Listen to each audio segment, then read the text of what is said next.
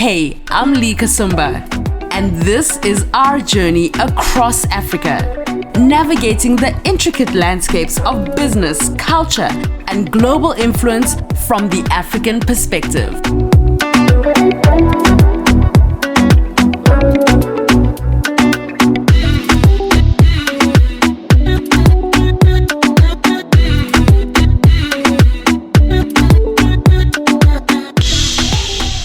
The Africa Whisperer, telling authentic African stories in a global way. I really thought hard about what the theme would be for the first season of the Africa Whisperer. This is mainly because I'm a storyteller at heart, so themes and chapters mean something to me. But if I'm honest, it's probably because I wanted to make the selection process for guests easier. I don't think that worked because, as we know, Africa is bustling with brilliant minds, passionate hearts, and we have people across sectors and across the globe that are reshaping not only the way that the world views Africa, but how we see ourselves as Africans, and reiterating the fact that we no longer have to fight for a seat at the table. Because simply put, if Africa is excluded from any table, does this table even matter? I'll let you think about that one. Anyway, I managed to nail the theme down to chess masters. For me, when I think of a chess master, I think of a visionary. You have to have the ability to visualize the end before you start. I think patience. There is no quick fix in a game of chess, and there are always variables that are outside of your control. I think of small wins and intentional movements. You can't get the king in the first move, and you have to know that even taking out a pawn is a step in the right direction. Then, of course, I think strategy. As a chess master, you have to use all the pieces at your disposal. My first guest is Lady Dentaa Amoateng. Yes, she's the president of GUBA Enterprises. Yes, she's just returned from a monumental trip in Memphis, USA, where Ghanaian culture was on full display, and the guest of honor was Otomfo Osei Tutu II, King of the Asante Kingdom. Yes, she's the international PR for Asante Kotoko, which is a Ghanaian football club, and she just signed a monumental deal with Southampton that will see key exchanges between the Ghanaian club and the FA Premier League, specifically where development is concerned with young children. Yes, she has an MBE from the Queen of England. And yes, she's a pediatric nurse that served during COVID and launched an exchange program between nurses in the United Kingdom and Ghana. And again, yes, she is at the forefront of helping diasporans move back to Ghana through the Diaspora Network, and she's one of the people who was at the forefront of the globally successful Year of Return campaign and now Beyond the Return. And yes, she's a talk show host, a gospel singer. I mean, I could literally go on and on. But from my conversation from her, what I learned was how passionate she truly is about Africa and about Ghana and about everything that she does, and how open she is to serve. Because truly, it's in service that we're at our best. Take a listen to this conversation. I hope you enjoyed as much as I did.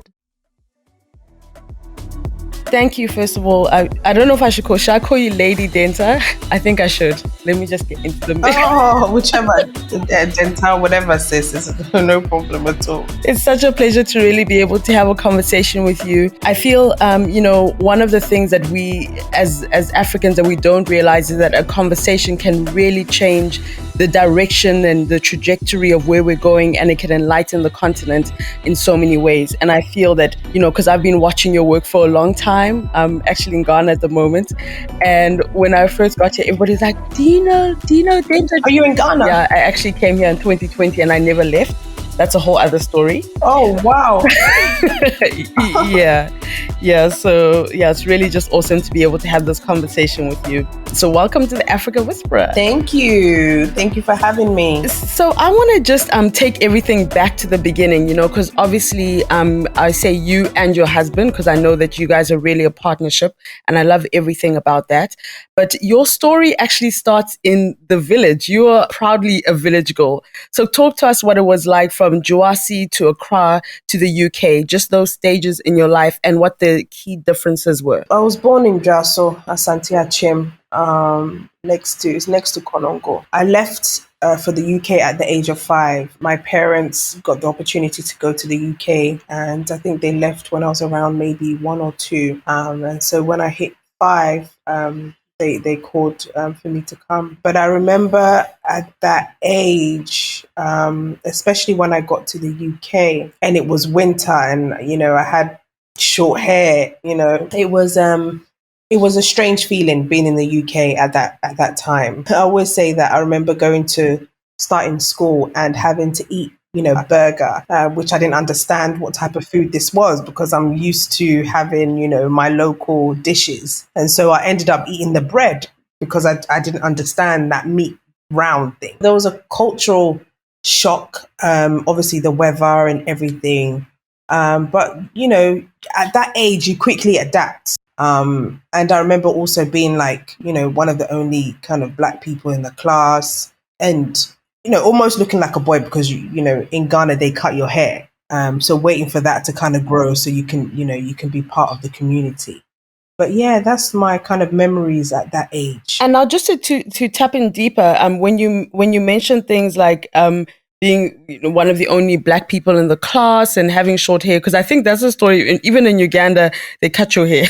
You don't have your hair up. It's kind of like, they just focus so much on education. So that whole transition, just even as a young girl, emotionally, how were you kind of navigating that situation? Did you find yourself easily accepted or, and that kind of thing? No, I wasn't easily accepted. I remember getting bullied. And I also started my period at a very young age, at the age of 9. And so school was very difficult because I was a very sporty person as well. And so you'll find yourself leaking, and, people will be laughing at you. And so it was difficult. And then the language barrier. I didn't speak English at that time when I came to the UK. So it was a very difficult period, but my parents were very encouraging, always encouraged me and always kind of, especially my mom, just, really supported and said, everything will be okay. It will all change, once you start speaking the language. And so at home, I got extra classes and stuff like that to kind of help me. But yeah, it was a very difficult, and I'm dark skinned. So it's like in the class, just being, the darkest person kind of in the room. But I quickly got over that, And the tables kind of turned and I was the favorite person in the room. So that's just life. Yeah. And now you have a daughter who's also doing awesome things with her wash care range and the hair range and so forth. But what are you, in the way that the world is going and with social media, how are you ensuring that she loves herself and she knows who she is and her identity? Because I feel as though this affects women more than it does boys, because I know you've got 3 sons. But with your daughter specifically, how are you ensuring that she knows who she is, that she loves herself? And what stories do you tell her? Yeah, I make sure that that's why she's called Princess Aria. She knows that she's a princess. She knows that she's unique and she is, going to be a very, very influential and, a businesswoman. She's already said that she's taken over GUBA. And what I did with them growing up is I made sure that each and every one of them, all the 4 kids, have been with me to meetings so that they can experience what I go through. They've met presidents with me. They've met all of that so that they know that this is what you can be. This is how the level that you can go. And especially my daughter, just, making sure that she knows that her skin is the most beautiful thing. Because what was happening is that each time that I was posting on my social media, people were asking, oh, what cream is she using, and even myself. And it was like, we've always used shea butter. And so, that's when we started the brand for her and the hair brand as well. So, she definitely knows what she has. And I think it's important that we teach our kids to love themselves at a very young age. Definitely. And just to track back a little bit, when you were in the UK, and even because, if I'm not mistaken, your children have spent a little bit of time in the UK. How did your parents firstly ensure that you remain connected with the continent? Because sometimes you can have a situation where somebody can be outside of their home country for so long that they kind of suddenly become disconnected, but that has clearly never happened with you. And with your children, when they spend time in the UK, how do you ensure that they remain connected with the continent and with their roots and with their identity? What my parents did for me was that they made sure that we spoke our language at home, and also made sure that I loved African print. My mom was very particular about those things. And I think that's what I've done with my kids, make sure that they eat the Ghana food, they know about the Ghana food. Number two, we speak the language at home. And number three, they love their traditional prints. So, which I make sure that all of them wear that. And so I think it's really, really important for me to make sure that they love and they know about their country. Growing up, I remember my firstborn coming to say that what they heard about Africa was, the muddy waters, the kids with flies all over their face. And their first trip to Ghana, they saw the other side. I said, it's not all this side. I said, even in the UK, there's a bad side. There's a bad side to every country. But it's just that, this is what has been promoted out there. And they were shocked when they came to Ghana for the first time. They could not believe it. And so these are the opportunities I think that we need to be given to our children so they see the other side. We know that there is that side, but let's also promote the good side. And so I think that's what we make sure that we instill in our children. I think this is the perfect segue just into the kind of work that you do and the trajectory of your career and your family business. Really showing the other side. Media is so powerful when it comes to representing what it is that Africa is about. I always feel as though the biggest obstacle that we have had in Africa more than anything else has been the stories that media has told. And sometimes even ourselves as Africans, we're not proud enough and we don't celebrate ourselves enough. In general, we don't really go out there and say, this is who we are, this is what we're about, and celebrate our culture. But I feel as though with the GUBA Awards, that is one of the things that you're doing. So let's talk about the initiation of the GUBA Awards and how that all started and where it's going. Yeah, no. So GUBA, Grow, Unite, Build Africa started 13 years ago, where in the UK, where myself and my husband were sitting down watching TV. And we were seeing amazing, African people on our screens. And was like, there's nothing really to celebrate our own here in the UK. And at the time, there was also this knife crime that was going on between young Black people. And I wanted to show that, look, we have great role models out there. How do we celebrate and how do we put them on the platform so that the young people can also connect with them? They have the opportunity to come to the awards and meet these type of people, that they're not that far away. And so that's how it all started. It was very, very important for us to make sure that we have something that celebrates our own. If you look at the UK, there's so many prominent awards, but you hardly see like a black person getting an award. And so why don't we have our own? And so that's how GUBA started, and it's just it just started off as a dream, and the way it kind of blew up and the type of people that were wanting to come and, have come, it's been amazing. Absolutely amazing. Truly is a blessing. And I like the transitions that you have made, because initially, if I'm not mistaken, it was the Ghana UK Based Achievement Awards. And now, as you mentioned, it's Grow, Build, Unite Africa. Why was it important for you to make this transition with the name? And how did this redirect the vision of GUBA Enterprise as a whole? Yeah, so when we started, it was Ghana focused, and what we found was that there was loads of other Africans that were coming, and we were awarding African people as well at the event. So it was important for us to be inclusive, and make sure that we included our African brothers and sisters, because the conversation is bigger than Ghana. And so that's when in 2019, on our 10th anniversary, we decided that, it's time to really change our name, because we are growing, because GUBA Enterprise has different arms. So we have the GUBA Trade Expo, which was about promoting made in Africa products into the UK market. We'll invite ASOS, Tesco's, they'll all come and look at the products to see whether they can source it into the market. And then we have the GUBA Careers, which was looking at, recruitment for the diasporans in the UK to move back to Ghana. And then we had our foundation, which looks at, supporting children living with autism, infant mortality, and education. And so when we looked at what we were doing, we were growing, we were building, and we were promoting Africa. And so then, the bulb lit up and was like, look, guys, this is the time for us to change our name. And I think it was the best thing that we've been able to do. And I love the way that you just lightly danced over, in our the 10th anniversary in 2019, we decided to change it. But there was it's a much bigger story than that, because you actually held it during the UN General Assembly, and some of the people that you were honoring were fantastic, and you held it in the States, if I'm not mistaken.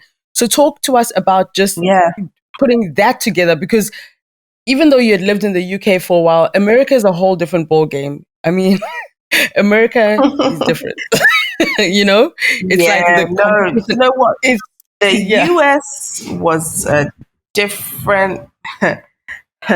Was different. Like when I first told my team, guys, let's do GUBA in the US. They were like, what? But we don't. None of us live there, and so we had to get a team of volunteers and people that would help us navigate in the US. But it was a big risk, because the UN General Assembly has so many side events. And it's one of the most expensive times to do an awards in the US. We had no clue. We were just like, UN Assembly is when we want to do it, because there's a lot of people in town and we wanted to be able to get that crowd. It was an experience, but it was one of our best awards that we've ever done. I mean, we had Danny Glover, Cheryl Lee Ralph, Martin Luther King's sister-in-law. We had, our president. We also had the president of ECOWAS. Like, it was just the UN executive director. It was just incredible, the type of people that we were able to get. And so it's been an amazing journey. That was one of our biggest highlights of GUBA. And from my understanding, I believe that the awards took place on a Thursday. You flew in on a Wednesday.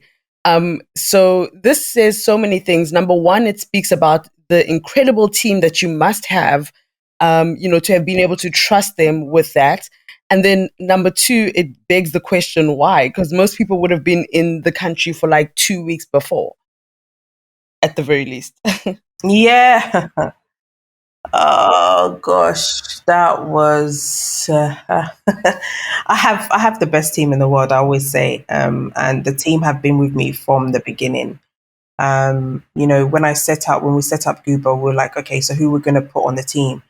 And so I called, a friend that was an admin person, someone that was into marketing, someone that was, all the events. So just put the team together. And they have been with me. They have been my backbone, if I should put it that way. And so the reason why I left on a Wednesday to reach the awards on a Thursday was chasing sponsors. And it was that last minute. It was because, again, we didn't do a lot of research into the US. We just knew that the UN General Assembly is the time that we want to do it, but we didn't realize the expense that goes with it. Everything is like triple or quadruple the amount to rent in a hotel. And obviously we picked the best hotel to do it at. So it was, where else? we wanted to make sure that, when we do things, and it's very important to me, when we do things as Africans, that we do it at a high level, and that's where these people get us, is that sometimes we like to cut corners and, but it shouldn't be done that way. It's either we do it or we don't. So that we're getting that respect each and every time. The Africa Whisperer, Lee Kasumba, telling authentic African stories in a global way. And so that's why I left on that day, but my team were holding everything up. We knew that the awards would definitely happen. We're a very prayerful team. But it was just the last minute. Our people are last minute as well. So that doesn't help. But we managed to pull it off. And now, during the UN General Assembly, as you mentioned, there were so many side events that were happening. I'm sure security must have been crazy as well. Just a lot of different things. And then you have all of these international leaders and all who are at this gathering. We're sitting in a time where everybody's talking about how, about Africa's impact, how important Africa is going to be. If I'm not mistaken, I think in 2050, 1 in every 5th person in the world is going to be African, the number, something like that. I'll have to, fact check myself. But when you were at that actual, when you had the GUBA Awards during the UN General Assembly, right? And you had people from around the world attending. What did you did you pick anything up from the excitement or what people were really thinking about Africa so that it went beyond the hype, to use the term? Do you really feel that globally leaders and investors are actually looking at Africa and saying, look, this is where we actually seriously have to start partnering with Africa versus sending money and just developing Africa? What were some of the things that you picked up from conversations and that kind of thing? So by the year 2040, Africa will have the larger workforce than China and India. By 2050, half of the world's population will live in Africa. Wow. And so there is a big opportunity for Africa. And I think that, the story, the narrative is changing. Even if you look at what Burna Boy did, in New York, if you look at what, some of the African brothers and sisters are doing on Netflix, it's the time is coming where Africa is where everybody want to be. We've got another organization that's part of the diaspora, the GUBA enterprise, called the Diaspora Transition Network. We've had over 700 people that want to move to Ghana. We have transitioned over 150 people already who have come and moved to Ghana. And so there is an excitement about Africa and about the opportunities in Africa. Look, if you look at Africa, you have Chinese, you have Indians, you have Lebanese, you have all Italians, all of these people here, and they are seriously making money. And so for me, I'm always one who is encouraging the diaspora to come back, because this is your home. Okay, so how do you also, make money and help your economy and help your people? And so I think that the time is now, because I remember a few years ago coming to Ghana and how Ghana is now. It's developed. You come back and your uncles are sitting in big cars and, they're living really, really well. And then you're in the UK and your house is not that big in the UK. Yes. You know what I mean? And people are having a very lovely life. Okay. And so how do we use our skills, our knowledge back into Africa to develop? And I think that's really, really crucial, something that we are very, very passionate about. And that's what GUBA stands for. The fact that we're doing awards, we are basically showing you that this is what people are doing in the diaspora and also in Africa. We showcase that so that, people have the opportunity to partner up, to, and I keep saying that, look, the diaspora, not everybody's going to move back because of they're used to a particular system, right? They're used to particular pay, they're used to particular whatever, the ease of working and stuff like that. But we can all invest when we can all mentor somebody. And I think that that's what the opportunity brings when it comes to looking at Africa. I mean, this reminds me, what you were saying reminds me of a beautiful quote that you said in an interview. So I'll read it out. You said, "Look, Africa is still developing. UK, US cannot develop anymore. There's nothing new you can do there, but there's everything you can do in Africa on the continent."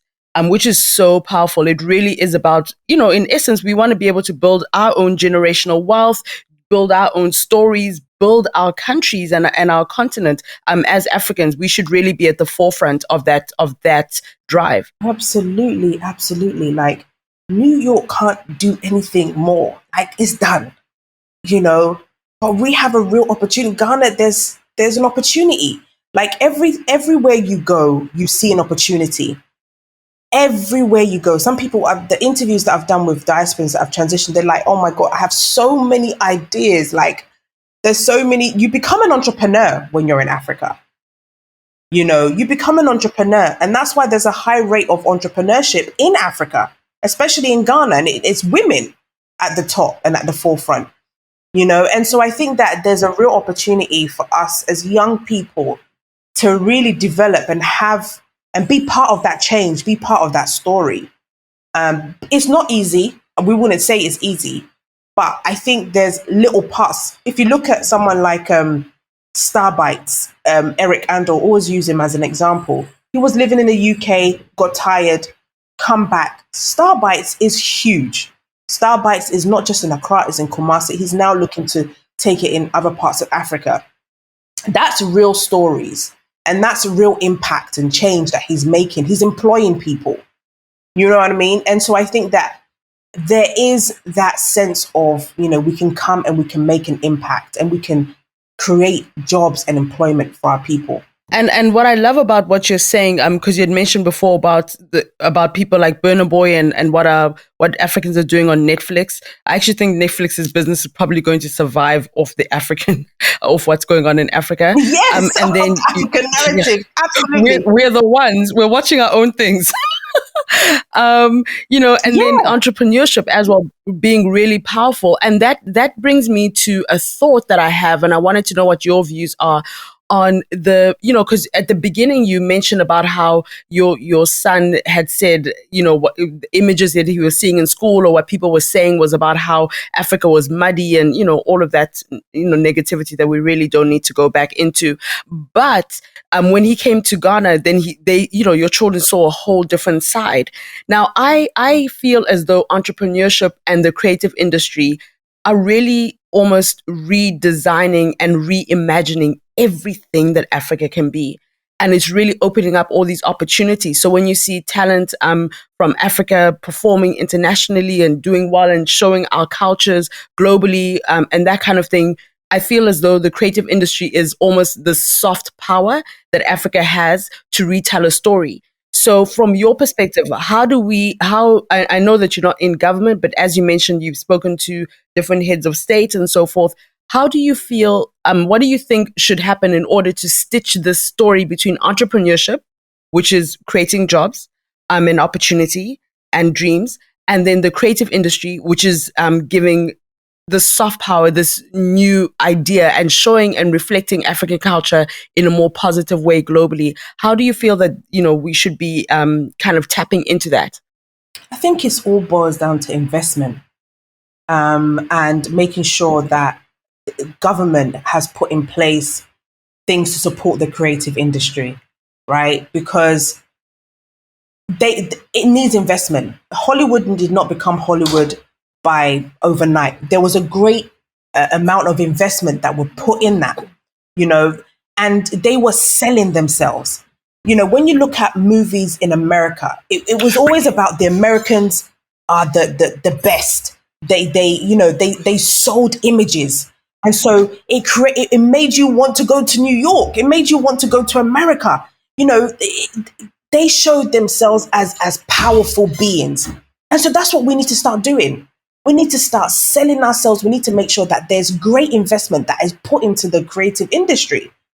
You know, sometimes when our own people are doing movies, they're showing those negative things, right? And they show us as the bad people in their movies, right? And in our movies, we're showing the same thing, right? And so we need to flip that around. We need to be making sure that we are selling ourselves to the maximum. Let's show our high buildings. Let's show the positive, because that's what they were always showing to us. And they've made a great investment with that. They have Spider-Man. We have Anansi. But we portrayed Anansi as, you know, a crooked person.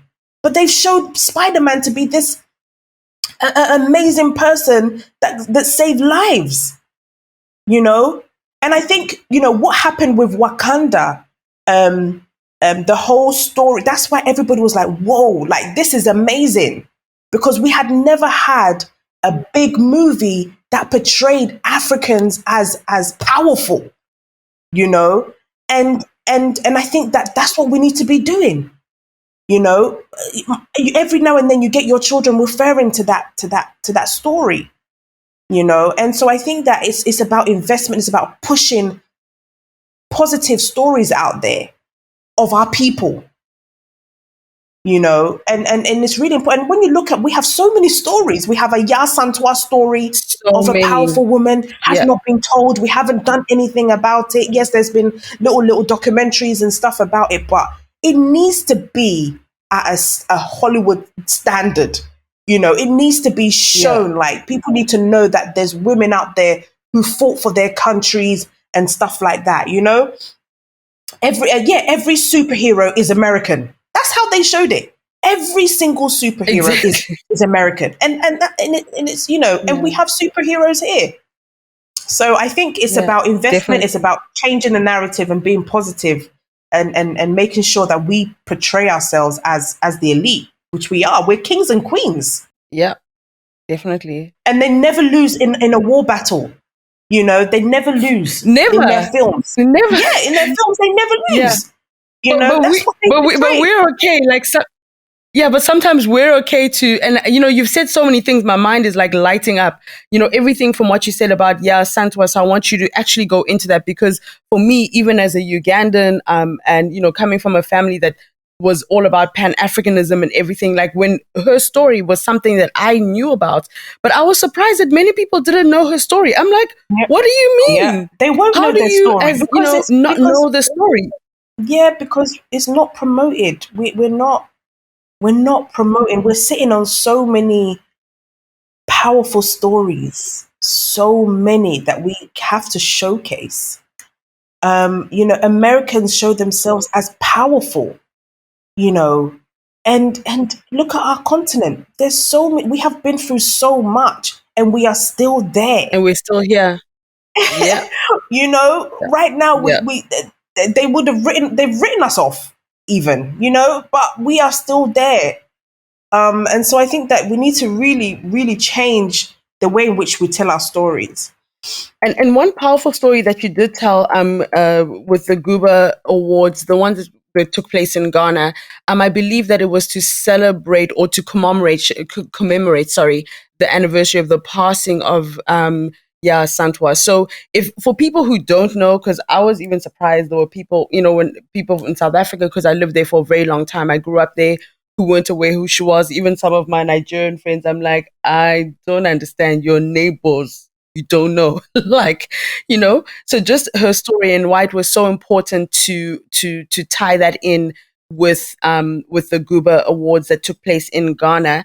And then I also love the fact that even for the GUBA Awards that took place in Ghana, although you were celebrating all these awesome women, like Ngozi Iweala, pardon me, and so forth, you still had such a strong emphasis on market women and how important that they are to the economy, how important they are to driving change, and you know, how important that they are basically. I mean, I always think that if market women do not exist in Africa across the board, we're shutting down. This thing is a wrap. Absolutely. You know? Look, if Makola shuts down right now, everything is shut down. Yeah. Makola is Is where our over. money is being held. Do you understand? The market women are the ones, honestly, they work so hard. Like they get up, some of them have 6 children, 7 children. They wake up in the morning, 3 a.m., get them ready for school. They come and go to the market to feed us. Like these women have go through, when it rains, they're there. When it's, when it's blazing hot, they are there. Through everything, they are there with us. And so I felt that it was really, really important to celebrate those type of women. So Nana Ya Santua was a queen mother of Ejiso. And at the time, of colonialism, the Brits were trying to take our golden stool. And they had taken King Prempeh into exile. And so he wasn't around. And so she stood up and said, no, you can't come and take our golden stool. It belongs to us. And so she stood up even when the men did not stand up. She was a queen mother. She was a farmer. She was a wife. She was a politician. She was everything. And so that's why we were able to celebrate women in different fields, because she was everything. And so for us, it was really important to celebrate that woman, to celebrate women who stand up and women who fight to belong where they are. Ngozi did not get there just by she's breaking so many barriers in her journey. The first female to be finance minister. She's just done so much before she got to the level that she is. And so I think that for us, with the Ya Santua Awards, it's going to be something that we do every 2 years. In Ghana, it's going to be hosted in Ghana, that we celebrate women. We didn't also want her legacy to be forgotten, what she did. It's been 100 years. What are we doing for Nana Ya Santua? For her name to remain. And so I think that these are some of the things, and I also spoke about the movie. There needs to be something that's done about the Nana Ya Santua story so that everybody knows it. The children that are growing up knows it. And so for us, it was key to celebrate the woman. Gosh, I think that you clearly are the person who the mantle belongs to tell her story. I don't think it's a far fetch for GUBA Enterprise to go into movie production and tell stories about Africa. I think that would be fantastic. So you're probably like, how did you know? Anyway, but now you also, what I love is that you also, so you are a gospel singer. And so I love the fact that, that faith is really the cornerstone of everything that you do, the stories that you tell about your husband, how you pray together, you fast through everything, and all of that, how God is really at the center of everything. I think that's so powerful. You're obviously a TV presenter, but one of the things that you were, and I have to find a way of saying this so I don't get in trouble. So I have a cousin who's a nurse, right? And so she was, she was based in Uganda, and then she came to SA for a bit to study. And she said she hated being a nurse. She said, all you really are doing is taking care of other people. That's all that you're doing. I just feel like I'm somebody's slave. She was complaining the whole time. Oh, wow. And then I thought that when I heard you talk about, being a pediatric nurse, I was like, wow, like honestly, most nurses, and maybe it's also when I've been in South Africa and stuff, like I've not heard very good stories. I was like, when I heard this, God, I thought, oh, your parents forced you into it. Yeah, so talk to us about that, because I thought that maybe it was like a case of your African parents saying, you must do this, and you're like, I'll do it. It's okay, I'll do it. And then, it's a wrap. But you actually continue in that. I think that's so fascinating. Yeah, no, what happened growing up, our parents, they have their own ideas of what you should become. And, my dad gave me some options. So he was like, doctor, lawyer, the same thing, nurse, and all of that. Because at the time I was into singing, I was dancing, I was into sports, I was running as well for England and stuff like that. So it was he was like, you can't be doing that all. Like, what is the next thing that you could do out of this list? And so he said, what about nursing? And I was like, actually, I wouldn't mind being a pediatric nurse because I loved kids. I just absolutely adored kids. So I was like, okay, pediatric nurses wouldn't be bad. And so I entered it and I absolutely loved it. I absolutely loved it. And, you know, for me, the most impactful part of being a nurse is when you see your child get better. You know, you see them come in one way and they leave another way. And when they're going, the gratitude that the parents give you and the child themselves, they'll write you a little card and they'll try and draw your picture. And that alone is like, keeps you going, you know, being appreciated. Like they really, really appreciate the work that we do.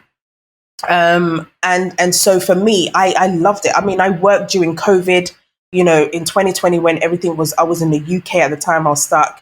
And, you know, my hospital called and said, look, Dentaa, are you free? Can you come and help? And I did. You know, I'm not afraid. I mean, I was worried that, God, this is COVID, it's new, you know, people are dying left, right, and center. But, you know, I wanted to help the other nurses. I wanted to make sure that I help the people, you know, the children that are coming in. And so I love nursing and I love helping people. That alone just lifts up your spirit. You know, even when you're going through so much, that little card or that thank you that the parents give you and you know, when you're looking after a child, you're not just looking after them, you're looking after their mom, their dad, their uncles, their grandmas, everybody's coming in. So you're looking after all of those people. And when all of those people appreciate you, it's on a whole different level.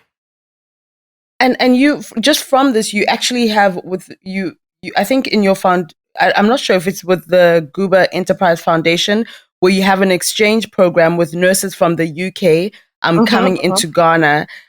So I think that's a very important conversation to have, because somebody might listen and say, oh, it might be great to be a nurse in the UK, but you know, if you're in some African countries, it's perhaps not all of, you know, it's not the same experience. So talk to us about that program, why it's important and how far you want to take it.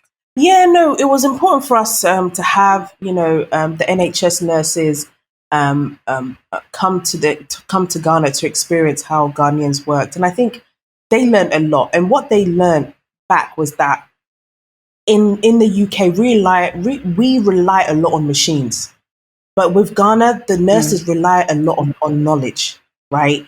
And it's like the nurses, there's not a lot of machines in Ghana for the nurses to use. And so they thought that, you know, these nurses in Ghana work harder than us in the UK. Actually, we're very lazy. You know, they're not using calculators to quickly they've got everything in their head, you know. And so that was the type of differences, you know. Yes, documentation in the UK is fantastic, that they made sure that their documentation is on point, whereas they didn't see a lot of that in Ghana, you know. And for us, it was like, okay, so how do we build on that? How do we help the Ghanaian nurses with care plans? You know, in the UK, we have to use, when a child comes in, we have to get a particular care plan for them and go by that care plan. But they don't have that. They're using, you know, knowledge base and experience to kind of work. And that's, and don't get me wrong, you know, the hospitals that they worked was more of a, they went to government and they went to private ones. And so there are differences as well. And so, you know, I think it was really important for us to get those nurses, which we're doing again, hopefully by the end of this year, bringing some more nurses down to experience working in Ghana. And some of them are still communicating with the hospitals and helping out and, you know, and all of that. So it's really, really good for development. I think that reminds me of, there's a medical school, there's a medical school in Cuba. And, you know, because I was born in Cuba, and in Cuba, they talk about how everybody talks about the medical system and the doctors in Cuba. And even though there's little, doctors are working with little from the perspective of obviously the funding, equipment, and all of that. One of the reasons why Cuban doctors are able to do so well is because they go door to door and they meet people in their homes And as a result of that, they see things, ahead of time, and they're also able to diagnose and to assist people in their homes, in unique kind of circumstances, which is why I think that Cuba has become so powerful when it comes to doctors from Cuba, and also in this particular university, they actually do a trade exchange where they have doctors from different Ivy League schools who come and spend time in Cuba just to get that experience. So I think it's similar, and I love the fact that everything you do is balanced. There's things that people can learn from Ghana, and there's things that Ghana can learn from the UK and around the world. So I think that's what we want. We want a balance. Not just one person knows everything and the other person knows nothing, which has been the narrative that's been told about Africa for a long time. So I think it's really powerful with this program that there's like a total balance. Thank you. And Thank hopefully you so that will bring change, all round. Yeah, that'll bring change all round. Now, there's another part of your life that I think is amazing. This whole football thing, I love it. I absolutely love it. Because I'm one of those, I'm very typical when, maybe not typical, but I'm one of those women who I watch football depending on who's playing, who's popular, if my team starts losing, I'm over it. I'm like, I don't care, or it's like very social for me. But you played football, and I think you're also the international relations manager for Kotoko. I hope I said it correctly. Yes. So let's talk about like how that actually happened. Like as a woman, that's fantastic. Yeah, no. So as I said in the beginning, I was a very sporty person. I loved football, and growing up, actually, I remember my dad loves football, so we used to watch football together. And he was a Tottenham Hotspur fan, and so I became one. And ever since, I've supported Tottenham. And I also managed Asamoah Gyan, at his peak, when he was in Sunderland and when he went to Dubai as well. And so I've pretty much been in football for a while. And I helped out with Emmanuel Frimpong to play for Ghana from Arsenal. So it was, football has been a part of me. And I was also the head of marketing for the World Cup in 2014 for Ghana as well. So Asante Kotoko is the biggest club in Ghana. We're on top of the league. Don't listen to what anybody tells you. We are on top of the league. We are the best club in Ghana. And, being called up, to serve for or tune for, which is his club, His Royal Majesty's club, is an honor. Being Ashanti and all of that was an honor to serve. So yeah, I'm an international relations manager and diaspora manager for Asante Kotoko. So, managed to get the partnership between Southampton football team with Asante Kotoko, which has been fantastic. Managed to get, our kit sponsor from Italy to sponsor. So, just really getting the brand out there as a big brand also, like the Premier League and how they manage everything. And so, yeah, I love football. So I've got two things. So first of all, you said your dad was a Tottenham Hotspurs fan, and here you are with Southampton. So I just want to know how this went down. Oh man, unfortunately we couldn't get Spurs, man. That's a whole different conversation. But I can imagine for the table is like for work, I support Southampton. At home, I support Spurs. For work, I have no choice. My blood is not changed. We actually, I went last week. I was at St Mary's, so I went to watch Southampton and Liverpool play at the stadium, and it was quite an experience. It was an amazing experience actually. But just being shouting for another team was a very odd thing. But still, we still have to do it. We have to support Southampton. Now this leads into the question about the importance of sports, and in this case football in Africa, because you can go anywhere in Africa, people are playing football. One of the things we don't have, unfortunately, is great development or consistency. I think that's what lacks, because when you look at international leagues, you see so many African players doing so well. I mean, I'll never forget the World Cup where the France team is there, and I'm like, I'm very sure that their blood is from this Africa and they know their village, the Of people who were in the course. team. Of course. Yeah, we were just like, but there's the other question where talent is one thing, but development is another thing. So in your role as international relations manager for Asante Kotoko, is there anything that you are working on specifically with Southampton to help with development of football specifically in Ghana? Yeah, no. So one of the things that Southampton has been able to achieve is their youth football team. They develop their footballers from a young age, and so those are the things that we're trying to pick for Asante Kotoko to start that.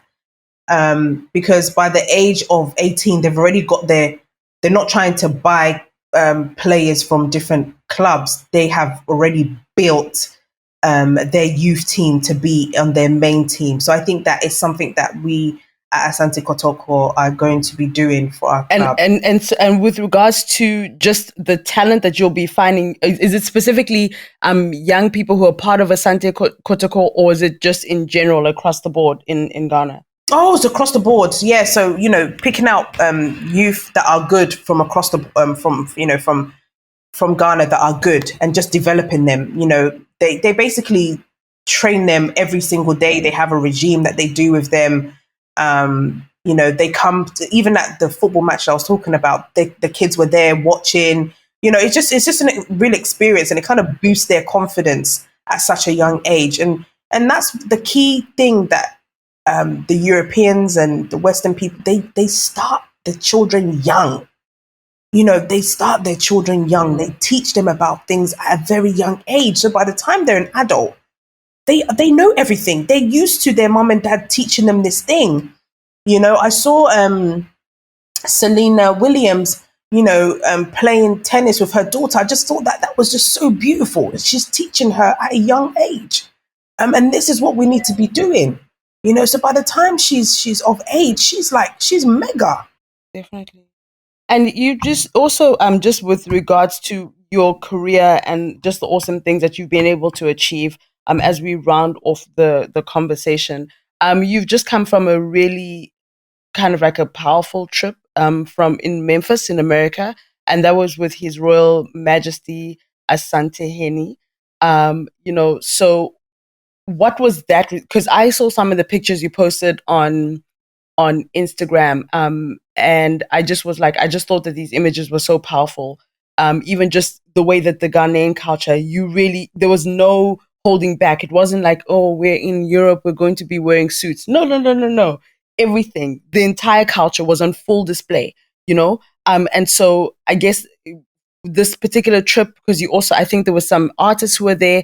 Why was it important, and what was the idea behind the trip, and also getting his Royal Majesty involved in it? How did that all come about? Yeah, so this event was actually supposed to happen like 3 years ago, but because of COVID, didn't happen. So Memphis in May is basically an event that they do every year in Memphis, and they pick a country to celebrate.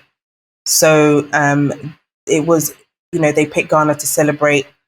And at the time, the embassy, Ambassador Bewa, at the time, his team member contacted us to kind of deal with Memphis in terms of, the artists that should be taken to Memphis to perform. And, Stonebwoy and Sarkodie were the ones that were on the bill. They did incredibly well.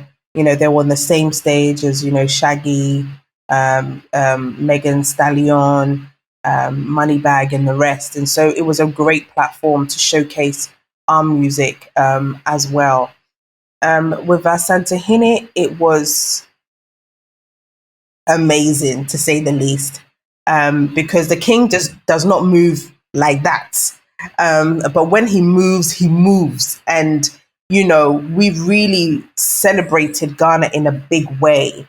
Having a Durbar on Bell Street, a very famous street for music, was incredible. For him to sit in state, for the music, the drumming, the dance, the Adwa dance, it was just incredible. And so we really showcase Ghana in a big way in terms of our our kente, in terms of the colors. It was just vibrant. We just brought vibrancy to Memphis, colors to Memphis. And, you know, the fact that they also showed us their businesses, you know, FedEx is one of the biggest companies in FedEx. That's their head office. You know, they showed us around there. We went to Elvis Presley's home, Graceland, to have a look at, you know, what the legend was able to achieve. We went to the Civil Rights Museum, you know, and just really experienced the life of Dr. Martin Luther King. It was amazing, put together event, and Ghana really showed up. And you know, when you speak about His Royal Majesty Asante Hene, you know, obviously, okay, so I'm not obviously, but I'm like, I love anything royal. I feel like royalty really speaks to the culture of people, and that's one of the things that I love about Ghana, is that there really is such an emphasis on royalty, and that really holds, you know, the country together. Uganda is a little bit similar, but not as, you know, you far past us, to use the Nigerian term. But also, you know, when you look at things like The Crown, like I was watching The Crown the one season, and they spoke about how the Queen, she had to basically, you know, it was a case of the Queen really trying to win the Ashanti royal family over more than anything, you know? So I always find it so interesting, and so many people have told me, they said, "Oh, the Queen, she doesn't joke. She doesn't joke. The royal family doesn't joke with the Ashanti royal family. You know, you guys really are one of those royal families that when they come, they stop everything. For the Ashanti royal family, yeah. So, what do you think the power is of the cultural story of the Ashanti royal family? Is it because of the golden stool, or like, what do you think it is that really makes you one of the standout royal families and royal, you know, stories in the world, basically? Yeah, no, I think it's just for the Ashantis. Just the Ashantis are very proud people. They love their culture and they love who they are, and you just can't come and disrespect them. You know what I mean? You just can't come and do whatever you want to do with them. You have to show them that respect. And so that's why when even Prince Charles came to Ghana, he went to visit the Ashanti King. It had to be on the bill. That was, you know, they have to pay that respect to them because, one, obviously they tried to fight the Ashantis. And they didn't. And look how that ended up. Yeah, they didn't. They didn't get what you didn't get the golden stool. They didn't get what they needed because, you know, they were powerful, and so I think that that's what they've maintained. They've maintained the culture. They've maintained the respect, you know, and the vibrancy of the Ashantis, and so I think that that's why they're very respected all over the world. And now you getting your appointment as an MBE. Like, how does this happen? Well, the story behind how all of that happened when you received the information. Like, just talk to us through that. Yeah, in 2016, I received a letter to be awarded the most excellent order, you know, which is an MBE. And it was exciting. I never expected that because obviously I was awarded because of the work that I did between Ghana and the UK and just promoting both countries. And so, you know, definitely wouldn't have got it without me and my team's work, the hard work that we put in through GUBA and through, you know, just trying to make sure that Ghana was highlighted, and also the fact that, you know, also promoting businesses to the UK via Ghana. So it was an amazing feeling going to Buckingham Palace and getting that recognition was amazing. On that day, actually, I was with Edward Aninfo, who's the editor for Vogue. He was getting his OBE, I think, at that time. Yeah. That's incredible. And what I love from those particular pictures, you were wearing your Kent. I believe Christy Brown made it. But what I've noticed about you is that everywhere you go, you support Ghana. Like, nobody can ever be confused. There's never No, ever you can't get confusion confused. at all. You can't get confused. You shouldn't get confused. You know? Like totally. And that's what I love, because you really just embody and celebrate everything that is awesome about Ghana. As mentioned earlier, I came to Ghana and I never left. And when I think of people like you really are like the embodiment of everything that Ghana is and everything that Ghana is going to become. It's really fantastic. Your story is incredible. And I feel that, you know, we sit at a time where, you know, like we spoke about how important Africa is to the world. Africa is basically the world now. You know, how important we are, and just seeing what you're doing is fantastic. And you've now moved the GUBA Awards. I believe that this year they're going to be in Rwanda. So how does this come about? Because Rwanda's also got a really powerful story, and they're shifting the narrative where that's concerned too. So why the decision for Rwanda, and how did that come about? Yeah, so Rwanda was, you know, we was having conversations with them. The ambassador was at the GUBA Awards last year, the one that's based in Ghana, and she was like, how and when can we get GUBA Awards to Rwanda? And so the conversation started. Went to Rwanda to meet the RCB, their convention bureau. And the fastness and the speed that these people work is incredible. I mean, everybody talks about how clean Rwanda is. And listen, it is cleaner than clean. I don't know. Like, there's not even a chewing gum on the floor. You know, when we were there with my team, Fred, my team member, one of our head of production from Evolution, Fred was holding something, and I think he left it on the table, like on the table or something. Like, we all were like, oh my God, let's go and pick it up. Hey, how could you leave it? Like, because you don't see that. Like, you cannot even think of dropping litter, because you will cringe yourself, because you'll think, what the hell am I doing? You are so wrong. Like, it is beautiful. The people are on one path. They know what they want. They know that it's tourism, events, and conferences. And that is what they are going out for. The convention center where we're doing the awards on the 29th of September, the only date that they had is the date that they gave us. They're fully booked to January. Like, and these are international events. They have, you know, they are bidding for international events. They are, I mean, the people they're just on a different level. They're on a different level. The work ethic. I mean, you email venues, 5 minutes later, they are emailing you back. Oh man, we're excited about Rwanda. We're continuing to promote the African narrative from what they've been through the genocide 27 years ago to where they are now. Is incredible. And so we're going there, you know, to celebrate Africa. And you know what I love about Rwanda as well, you know, is that because number one, it's landlocked, you know, it doesn't have the resource that other countries have.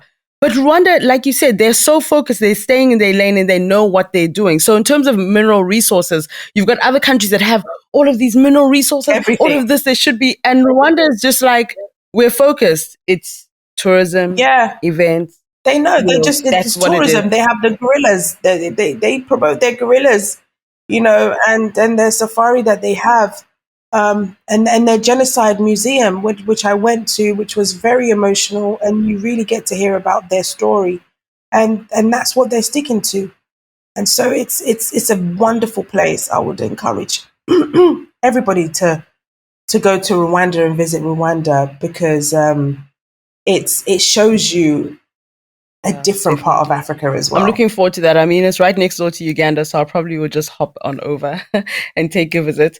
So two final questions. I could really speak to you forever, because I just think your mind is brilliant, and outside of that, your passion is so infectious. So two things. The first thing is that as we discussed, you have children. You've got 4 children, but you also have an amazing marriage. I asked this question, you know, how important do you feel it is? Because a lot of, you know, young people and a lot of people in general are making decisions on who they marry and the reasons that they marry. You clearly married well. you and your husband have clearly married well, because you can see God's hand and purpose on everything your family's doing. It's incredible. So for you, how important, like, what would you say to people who are making those kind of decisions? Because especially in African cultures, everybody's like, marry quick, marry quick, marry quick, marry quick, So what would you say about the importance of the kind of person that you marry, and what has been the thing about your husband and you and your partnership that has really just been able to build and to grow on all of these awesome things and visions that God has given you? Yeah, I think, for me, my story, I don't know, maybe it's a little bit different, but I met my husband at a very young age. And so, I was 18 or something at the time. And that's how we've been friends. I think it's important that you find somebody who is your friend. I can talk to my husband about anything. I can talk to him about, some guy gave me his number, or like I can, that's how we are. We're able to talk to each other about everything. And you need to be able to have somebody that you can talk to, because in the space that I'm in, there's so many things that happen. And so if you can't have somebody that you can go home to and talk to, that would listen to you, that will respond and support you, I think that's a disadvantage, right? And so I've been able to find my perfect match for me, and somebody that everything that I've spoken about was birthed from him. But it's like he births it, he gives it to me, I run with it. And that's how we've been. We've been a tag team. He's always in the background. You won't see him because he's not somebody that, likes to be in the limelight, but he's there.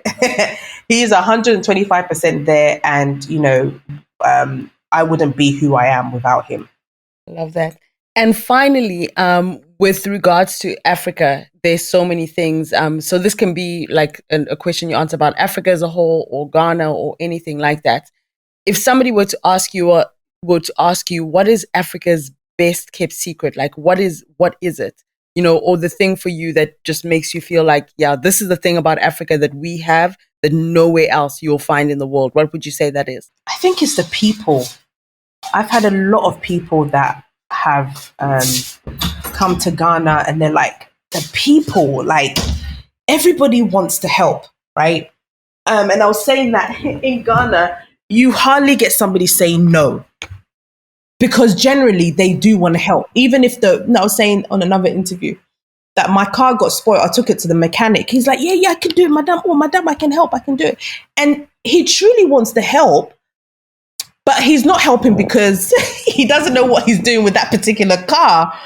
But his heart is in the right place, right? And it's the people. We are very welcoming people. We are very hospitality. We try to help as much as possible. Like in the UK, if your car breaks down, nobody's coming to you to help you.